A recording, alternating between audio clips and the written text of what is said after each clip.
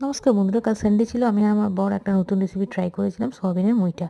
সোয়াবিনগুলোকে প্রথমে গরম জলে আমরা ভাপিয়ে নিয়েছিলাম, তারপরে বার করে সেটাকে মিক্সিতে দিয়েছিলাম। মিক্সি থেকে বার করে সেটাকে আদা, রসুন, পেঁয়াজ বাটা, হলুদ গুঁড়ো, লঙ্কার গুঁড়ো, জিরে গুঁড়ো, বেসন, চালের গুঁড়ো আর নুন দিয়ে মাখিয়ে নিয়েছিলাম।